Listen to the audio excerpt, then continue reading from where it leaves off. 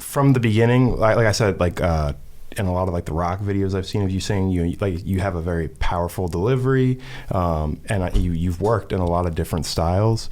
Was it easy for you to approach things like that early on? Did you have that like power behind your voice from a young age, or did it take a long time to kind of get to a point where you can sing with a rock band and like? It's a really good question. When I got the gig with Pink Floyd,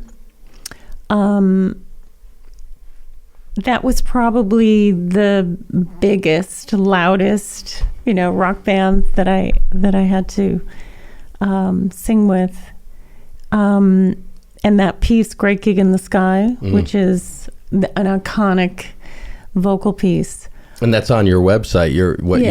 Is that from, I just meant, as long as you brought it up, was that from one of the dates, or is that something that's just a clip from? That was a clip from a live performance. It was pretty spectacular. It was pretty. I don't know if I had ever checked. I know we talked about you doing this gig, but when I listened to it, so you have like a 40-second clip on your reel. Did you check that out? I think 40 seconds. I listened to.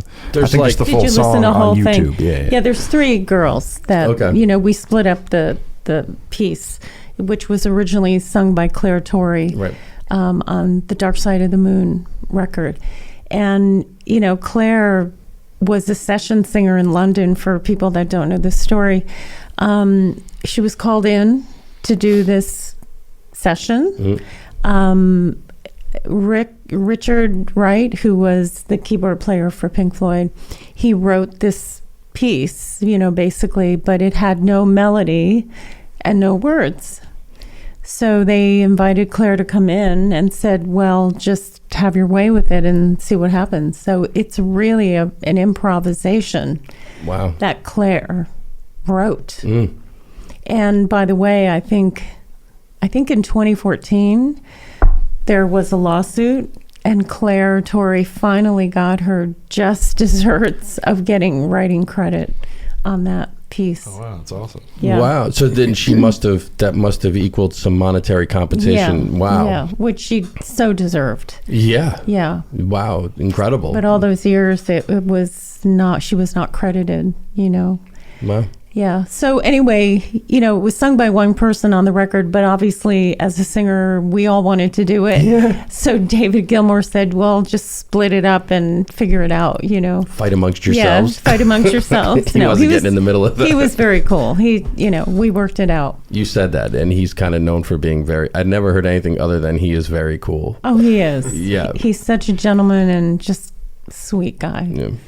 Yeah. Yeah. What I was referring to is on her website, there's maybe 12 or so different clips. If you just hit play on the first one, it'll go through all of them, and they're different jingles she's done and then that comes on, and it just sounds like it's from a stadium somewhere with you, and it's amazing. I'd never heard that particular part of it. I didn't listen to the whole thing on YouTube, so I don't know which one you're talking about. Was it the Delicate Sound of Thunder tour? Was it that, like, what you saw? That's out there. It's on YouTube. Yeah. Might have been not important. I just was. I couldn't remember the name of the song. I know a little bit of Pink Floyd's discography from when I was like young. My brothers used to be way into it. So like some of the first stuff I was hearing as a kid was a lot of that. But there's a lot of the records I'm not like as familiar with. Yeah, there's one that Donald Trump's favorite one, The Wall. That's actually like more of what I know is The Wall. Yeah, just moving on. I'm sorry. Yeah. So how did you? How did the gig like come together? How did you end up meeting them? Oh yeah, and I forgot. I don't think I answered your question, but let me go back and then I'll tell you how I got the gig. But anyway, so because that song, "Great Gig in the Sky," is such a demanding vocal piece, and to do that for 300 shows in a year, that's a lot vocally. And I had studied classical technique when I was younger, and classical technique does not prepare you for making those kinds of sounds, that you need to be able to do for pop rock stuff. Mm-hmm. And as singers, when I talk about this a lot, obviously with my students, but, as this instrument, like any instrument, is about tuning harmonics. So we're tuning harmonics in a particular way with the use of the tongue, the mouth, jaw position, things like that. So I actually had to figure out on my own how to get the kind of sound I needed to sing that song, and also sing with the kind of edge and power that I needed to do that gig. And I kind of had already gotten into that because I toured with Pat Benetar. So I'm leading up to the answer to your next question. I toured with Pat Benetar just before that. So, oh no, sorry, I'm missing the chronology. So I was actually with George Benson just before Pink Floyd, and I was with Patty before that. But during Patty's gig, that's also a rock gig. Yeah. And Patty too, she had studied vocals at Juilliard, so she was classically trained, and she figured out how to get that edgy rock sound too. I didn't realize that. Yeah, she went to Juilliard. Wow. She was like serious voice major. Yeah. So I had already been sort of working on changing my technique and my sound and everything on that gig. And then I did the tour with George. And then when Pink Floyd hit, I had to really kick it up, Yeah, I couldn't think of two more divergent. I saw the stuff with George. Moody's Mood, right? I posted that one, yeah. Beautiful. And then when I think of that into Floyd, I didn't realize they were so close together. But when I think about the way you sounded on Date, it sounds like two completely different ways of using your instrument. Yeah, it was. I had to, right?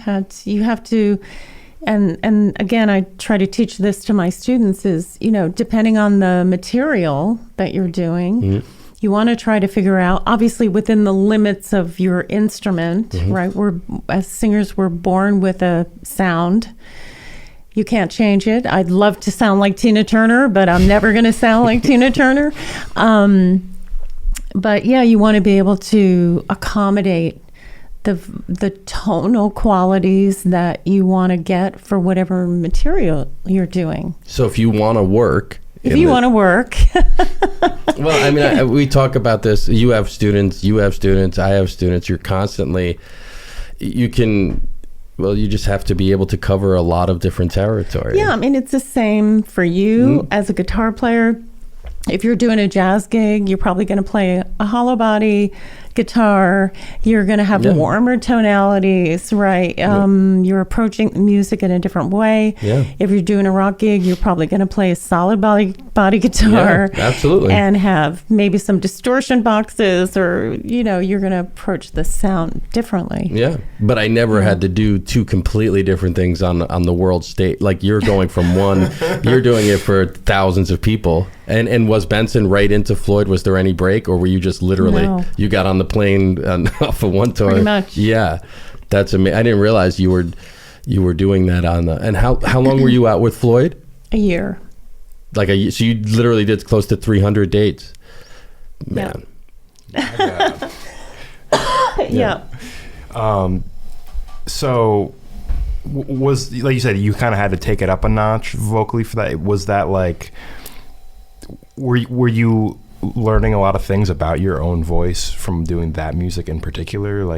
Was there anything you got out of doing that tour that really stuck with you, into your work after? Yeah, I think I learned that I had more potential than I knew. That I had to figure out how to step it up. And I'm sure you guys talk about this too. It's always better to be with people that are better than you. Always. Because it pulls up your game, right? You have to work harder, but you figure it out. And that discomfort is what makes you better. Yeah, of course. Yeah. Yeah. So when the pressure's on, you either sink or swim. Yeah. Right. Yeah. Yeah. And you hope to swim. Yeah. That's the whole point of it. Yeah. Yeah, of course.